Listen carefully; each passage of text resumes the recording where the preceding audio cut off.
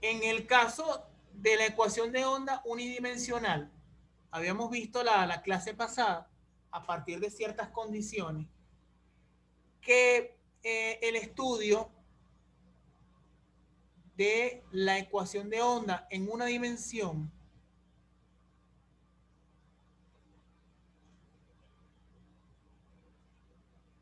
¿ok?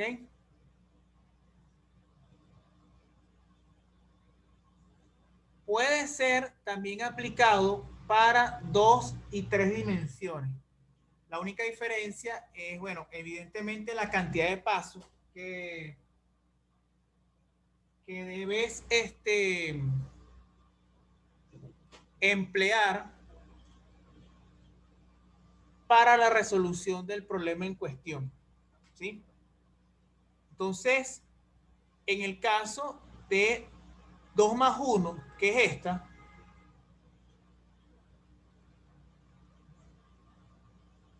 la diferencia es una coordenada más.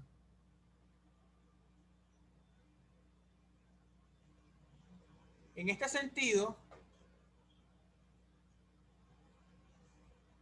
puede llamarlo C, puede llamarlo B, no importa. Bueno, yo voy a colocar acá donde se aplica esto en la vida cotidiana. Este es más sencillo porque es agarrar una cuerda, por ejemplo, y unirla a un extremo a la pared y el otro extremo conectarlo a otra pared. Pues. En el caso de esto, es una ecuación de onda bidimensional y ustedes lo pueden ver en situaciones como esta. Voy a colocar aquí un resorte, aquí la masa M y aquí iría otro resorte, aquí iría un resorte y aquí iría otro resorte. Entonces, si ustedes ven ese detalle allí, ustedes tendrían allí un movimiento bidimensional. Eso podría ser, por ejemplo, un colchón y los resortes. ¿Okay? Entonces, tú puedes ver que ella se mueve en esta dirección, puede moverse en esta, puede moverse en esta, o puede moverse en esta. Esta sí sería más difícil, porque eso implicaría tú agarrarla con la mano y moverla para acá, pero eso deformaría el sistema, pues. Pero el movimiento es en 2 dimensiones. Es como si agarraras una pared y pintas de esta forma, ¿verdad? Entonces, ¿qué es lo que estás haciendo allí? Moviendo la brocha arriba y abajo y al mismo tiempo te desplazas a la derecha. Entonces, eso es un movimiento clásico bidimensional, pues. Por tanto, la onda va a tener esa característica, un movimiento en X y un movimiento en Y. ¿Sí? Ahora, el detalle es que la solución que nosotros consigamos al problema deben ser de soluciones que son linealmente independientes. ¿Ok? Eso quiere decir que la coordenada en X no depende de la coordenada en Y. Eso es tenerlo claro. ¿Sí? Bueno, en este caso, si bien aplicamos el método de separación de variables para aquí también se debe aplicar el método de separación de variables, pero hay que tener mucho cuidado, porque el producto de funciones que ustedes van a tener allí en un principio, primero debe ser de una función que englobe las dos variables espaciales, es decir, las dos que están a la izquierda de la igualdad, y otra función que dependa exclusivamente del tiempo, es decir, de todo aquello que se encuentre al lado derecho de la ecuación, o sea, de la igualdad. Pues. Bueno, en este caso, se entiende que una solución propuesta cuya dependencia en este caso es X, Y del tiempo. En algunos casos ustedes también podrían ver esto. En vez de escribirla con la letra griega sí, la pueden ver escrita de esta forma también, pues.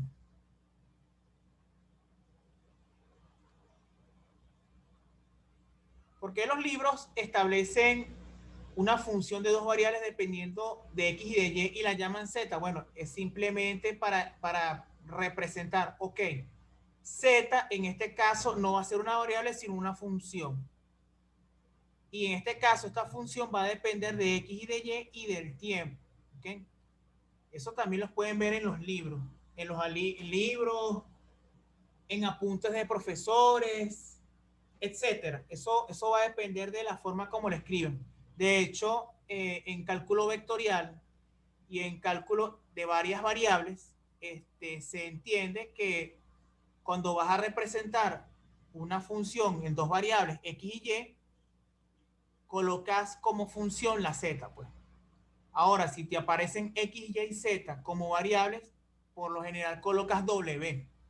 Pero eso son cuestiones simplemente de notación. ¿Ok? Pero en este caso yo voy a utilizar esta para no enredarnos con esta de que, bueno, ¿y porque esto es Z, es función y no es variable? Bueno, es simplemente por cuestiones de no complicar el modelo a futuro. Entonces, en este caso, sí,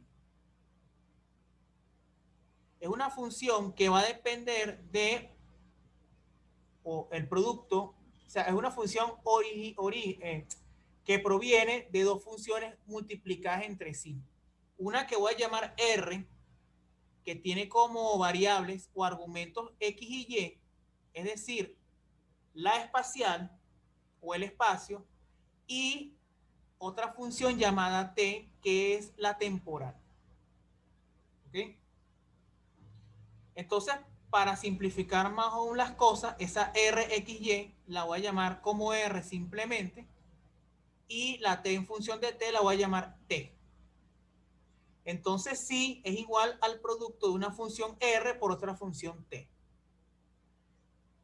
Esa función que ustedes tienen allí, la voy a derivar la cantidad de veces como me lo indica esto que está acá. ¿Por qué? Porque necesito describir el modelo matemático de la ecuación de onda bidimensional en el sistema de coordenadas cartesiano. ¿Sí?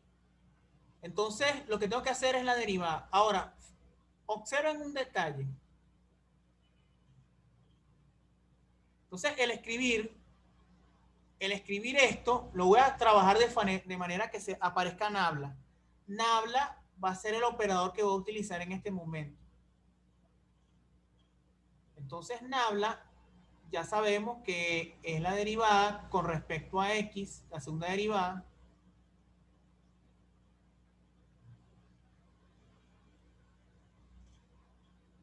En este caso no coloco Z porque Z es 0 porque no tengo la tercera dimensión. Entonces esta Z no iría. O esta 0 no iría. ¿Sí? En este caso tengo entonces nabla cuadrado si igual a 1 entre C cuadrado. Bueno, yo no voy a colocar C, voy a colocar B como la velocidad de propagación de la onda en dos dimensiones. De la onda en el medio, ojo. Entonces, ¿qué pasaría si yo derivo si con respecto a las coordenadas X y Y? Me va a pasar lo siguiente.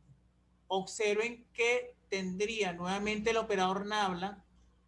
Aquí debería tener la R y la T la coloco afuera porque T no depende de X y de Y. En cambio, esta R no sale del laplaciano porque esa R depende de X y de Y. Del lado derecho tendría lo siguiente. R no depende del tiempo, entonces iría acá. Y aquí tendría la derivada de T respecto a T. Entonces aquí tendría una derivada, como ya vimos en una dimensión T punto punto, porque estoy derivando la función psi respecto al tiempo dos veces. Entonces, tengo que tener presente que esto que está acá representa lo que yo tengo aquí y esto que está acá representa lo que yo tengo escrito de esta forma. Hay en algunos libros una notación muy interesante y es esta. En vez yo de escribir nabla cuadrado, yo la puedo escribir así. Entonces, esa notación que ustedes tienen allí también representa el laplaciano. El triángulo, digámoslo de esta manera, escrito de manera normal, pues. ¿Por qué digo escrito no? Colocado de manera normal, porque resulta que el triángulo, si descansa en una de las bases, significa entonces que tiene un punto de equilibrio estable, pues. Entonces, este triángulo claramente es la notación normal que tienes de un triángulo y no este del triángulo invertido, pues. Eso sería matemáticamente, si alguien empieza a hablar de geometría y todos esos aspectos. Pero entonces vean que yo también puedo escribirlo así. Entonces, esto que está acá significa el laplaciano. Vean que es el triángulo normal sin el cuadrado. Cuando escriban nabla cuadrado, es el triángulo invertido con el 2 como exponente. Entonces, esto que está acá también representa el laplaciano. En los libros más antiguos utilizan esta notación, pues el triángulo normal. Pues. En los libros más modernos utilizan es el nabla al cuadrado. ¿Qué es lo que tengo que hacer ahora? Bueno, simplemente agarrar esta ecuación que está acá y dividirla entre la función sí. ¿Por qué? Porque lo que quiero hacer ahora es separar variables. Entonces, si yo divido todo entre sí,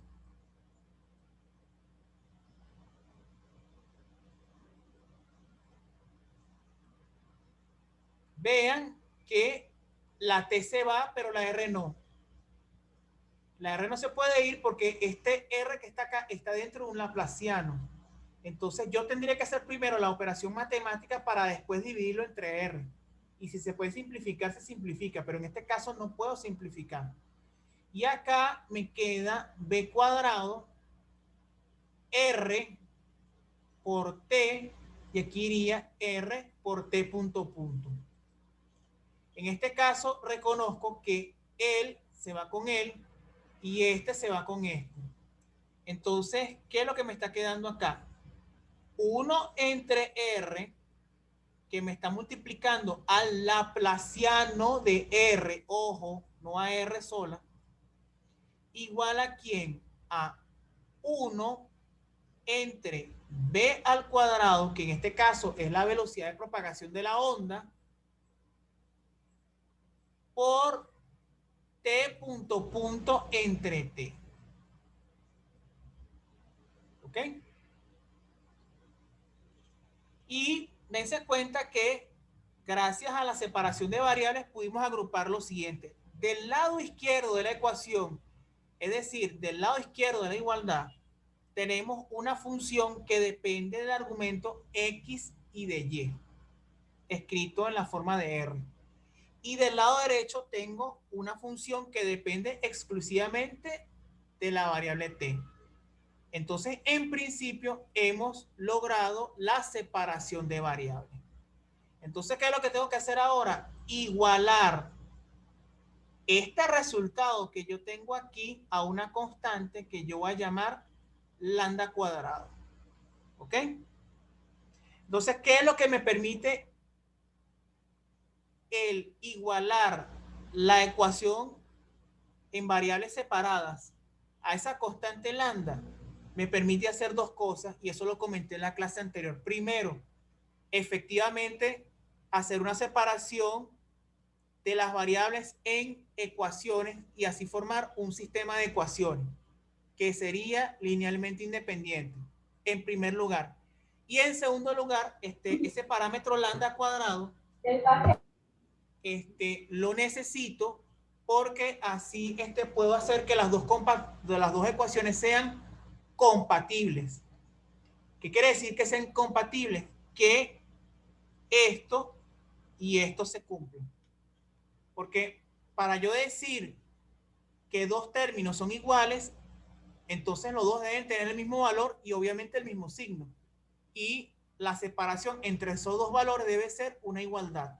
Entonces, eso quiere decir que el lado izquierdo debe ser igual al lado derecho. La única forma para yo lograr eso a partir de ese sistema de ecuaciones que yo voy a generar ahora y de esa separación de variables es igualándolo a una constante. ¿Ok?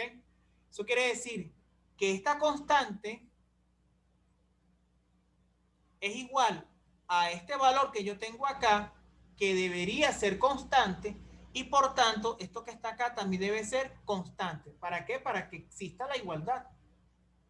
Entonces esas son las dos razones del por qué este sistema de ecuación, esta ecuación, después de haber hecho la separación, lo tengo que igualar. Para poder separar esas variables en ecuaciones y construir un sistema de ecuaciones y para que sean compatibles todas, todas las variables que están allí entre sí. Pues. Por tanto, yo obtengo dos resultados, fíjense. Nabla, bueno, Nabla no, el laplaciano de R, esta R que está aquí dividiendo, va a pasar a multiplicar a este. A este no, ojo. Yo voy a igualar esto es a esto. Y el que está aquí lo voy a igualar a esto nuevamente, ¿ok? Porque la separación de variables no significa que esta R lo va a multiplicar a él, no, no, no. Este corchete se iguala a este corchete. Y después estos términos en llave se igualan al término que está aquí en llave. Por tanto, aquí me quedaría lambda cuadrado por R y aquí me quedaría T punto punto. Estos dos términos que están aquí dividiendo pasan para allá multiplicando. Entonces aquí me quedaría menos B al cuadrado por lambda cuadrado por T. Entonces observen que ahí tengo dos funciones completamente diferentes. Dos ecuaciones linealmente independientes y por tanto voy a encontrar dos soluciones para ese sistema que son linealmente independientes. O sea, linealmente significa que una solución no dependa de la otra. Por ejemplo, una solución linealmente independiente o dos soluciones linealmente independientes son el seno y el coseno. ¿Por qué? Porque el seno es una función de una forma y el coseno es otra. Pero si una solución es x al cuadrado y la otra es x al cuadrado más 1, no son soluciones linealmente independientes. Son soluciones linealmente dependientes. Entonces, eso no me sirve. Eso no me sirve como solución al problema. ¿Okay? Esa parte que ustedes tienen allí ya la conocemos del ejercicio de la clase pasada. ¿Por qué? Porque aquí viene la pregunta nuevamente. ¿Cuál es aquella función o cuáles son aquellas funciones que al derivarla dos veces te da ella misma con un signo contrario? Entonces tú puedes pensar de la siguiente forma. Ok, esas dos funciones o funciones que al ser derivadas dos veces te da ella misma multiplicada por un signo menos y una constante, como vimos en el problema unidimensional. Claro, es el unidimensional, el que estaba en la lámina anterior, en la pizarra anterior, son exponenciales imaginarias o senos y cosenos normales. Pues eso no hace falta discutirlo nuevamente. Entonces ya tenemos una solución para este problema. Entonces T punto punto, como ya vimos en la clase anterior y en la sesión y al principio de esta sesión, como lo comenté,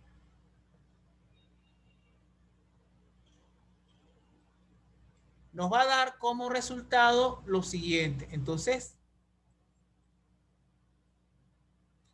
T en función del tiempo es igual a ¿quién?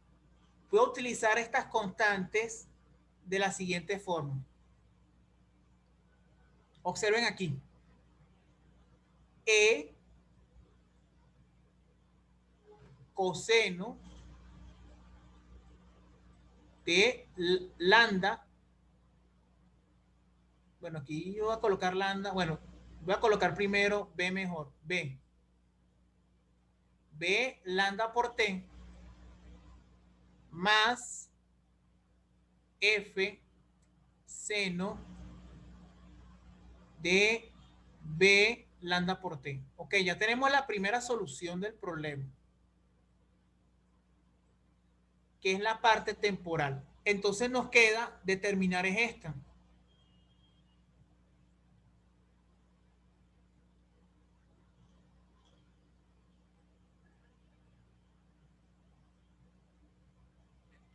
Ahora bien, fíjense que esa función R la habíamos definido al principio, que R dependía de dos variables, ¿verdad? X y Y, porque reitero, estamos trabajando con el problema en dos dimensiones.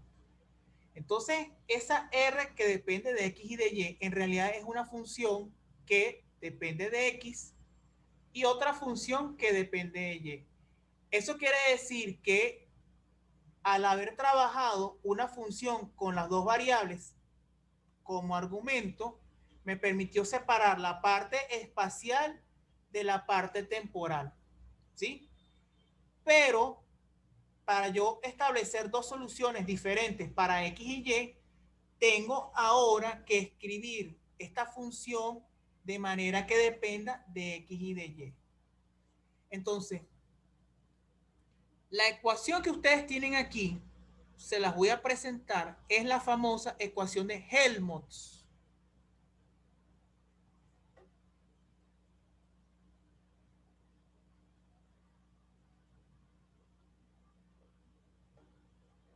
Esta es una ecuación importante. Creo que Helmholtz. Déjeme revisar bien si es que no me equivoqué en el escribir el nombre de la ecuación. Ya les voy a conformar, ya les voy a confirmar ahorita. Entonces, mientras confirmo,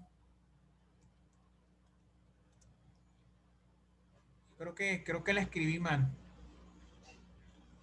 Sí, la había escrito mal. Fíjense, entonces la ecuación de Helmholtz, eso es lo bueno de poder revisar las cosas, ¿ok? Vamos a colocar aquí que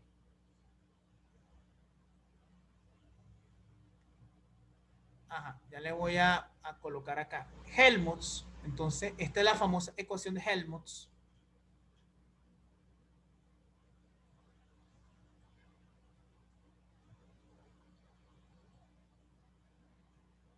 Entonces, la ecuación de Helmholtz,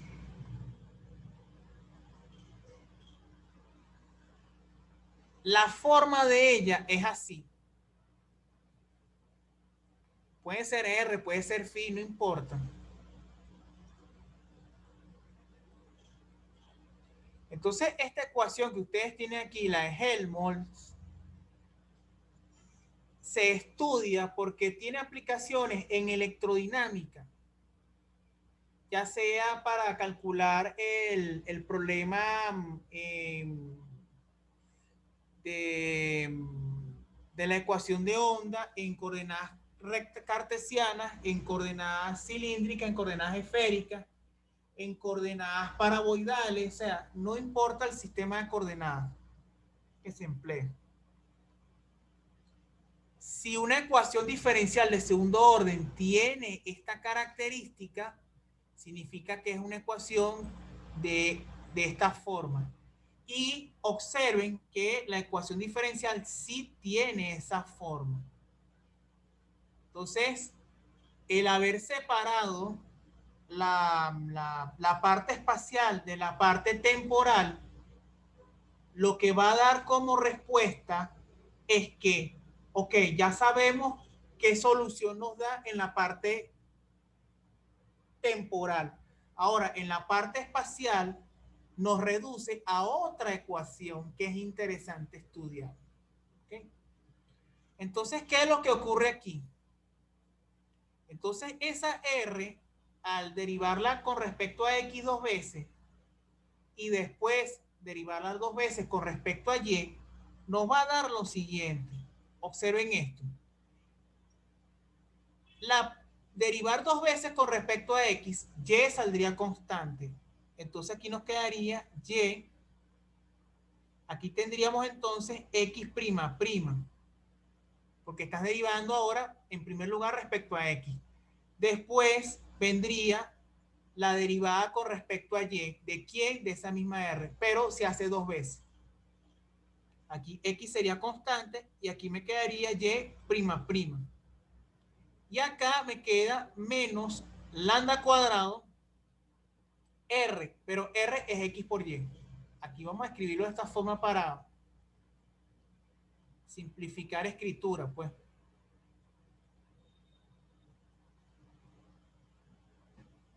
Entonces la ecuación diferencial que ya vimos de Helmholtz,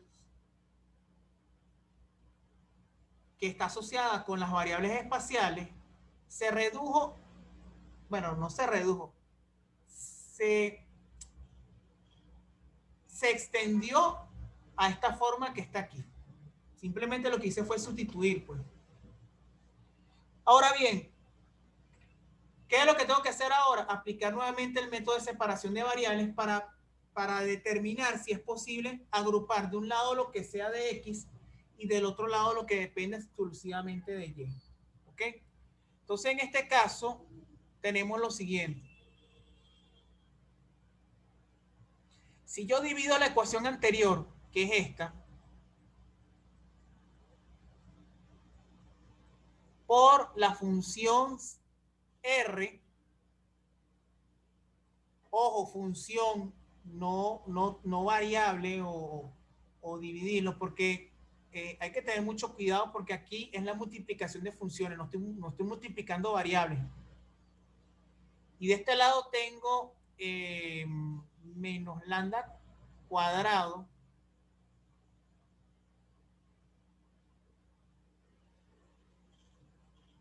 entonces puedo verificar esto. X entre X, porque esta Y se va con esta Y, más, aquí pasa lo contrario, esta X se va con esta X y me quedaría Y'' entre Y. Y esto es igual a menos lambda cuadrado. ¿Qué es lo que puedo hacer ahora? Puedo hacer esto. X'' entre X es igual a ¿quién? Observen que aquí tendría menos lambda cuadrado menos Y'' entre Y. Entonces, ¿qué logramos aquí? Una separación de variables. De este lado tengo todo aquello que dependa de Y con una constante y del lado izquierdo de la igualdad tengo todo aquello que depende exclusivamente de la variable X. ¿Sí? Entonces allí ya hicimos la separación de variables. Agrupamos una variable de un lado y del otro lado la correspondiente, pues la segunda. Y después de esto lo igualamos a una constante que por cuestiones prácticas ahora no la puedo llamar lambda, la voy a llamar alfa al cuadrado. ¿Ok? Entonces la justificación que hicimos para hacer la primera separación de variables, que es agrupar variables espaciales de un lado, variables temporales del otro lado, igualar una constante me permitió hacer compatible las ecuaciones que están entre sí involucradas y separar en ecuaciones para generar un sistema de ecuaciones. Pues. En este caso se ve una cosa directa. Entonces, ¿qué es lo que nos quedaría acá? Observen, X'', aquí está una X, ¿verdad? Pero eso lo puedo agrupar para el otro lado. Entonces aquí me quedaría menos alfa cuadrado que multiplica a la función X. Y acá me queda lo siguiente. Observen que allí me estaba dando menos lambda cuadrado menos y prima prima entre y. Entonces, aquí debería tener es esto.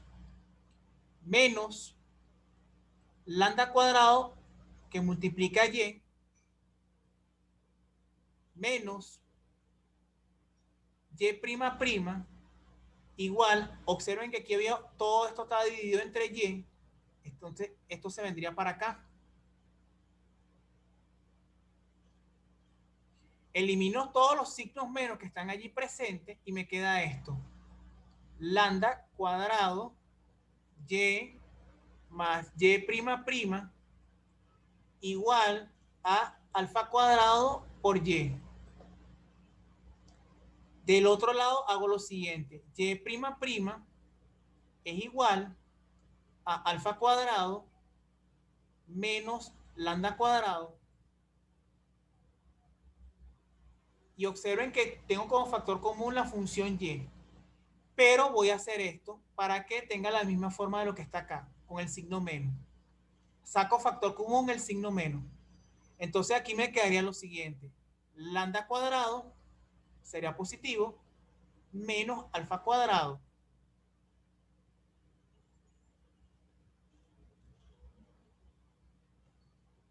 Y esto que está acá, lo que está entre paréntesis, yo lo voy a llamar m. No lo voy a llamar m, voy a llamarlo mejor p. Ya van a ver por qué no lo llamé m.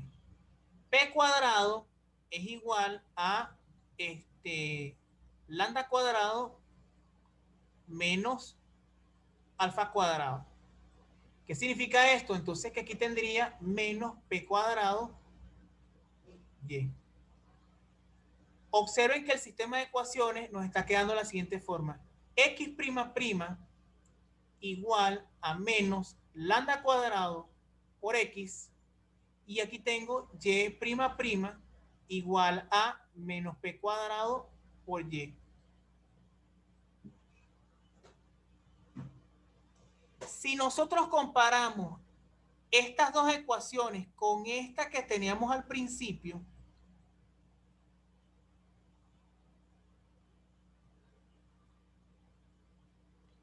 vean que la forma es completamente semejante, porque t punto punto es el equivalente a x prima prima o a y prima prima. Ok, ya tenemos una igualdad a partir de la derivación en segundo orden. El signo menos en las tres ecuaciones están iguales. Ah, pero aquí tengo alfa cuadrado, p cuadrado. Esto que está acá, por tanto, se puede entender como un número. No sé, puede ser w cuadrado. Entonces, las tres tienen la misma pinta. Si nosotros dijimos que la solución de esta era proporcional a cosenos y a senos, significa, y con esto termino la primera parte de la clase, que x prima prima y y prima prima también debe depender de senos y de cosenos. ¿Cuál sería la diferencia? Solamente los argumentos que están presentes en las dos funciones que se obtengan como solución de la parte de x y de la parte de y. ¿Ok? Entonces tendríamos seno más coseno, seno más coseno y seno más coseno. ¿Sí? En la siguiente sesión, vamos a esperar unos 5 o 10 minutos para que se haga la conversión a MP4. Vamos a continuar en esta parte que nos quedamos acá pendiente. ¿Ok? Entonces nos vemos entre 5 y 10 minutos.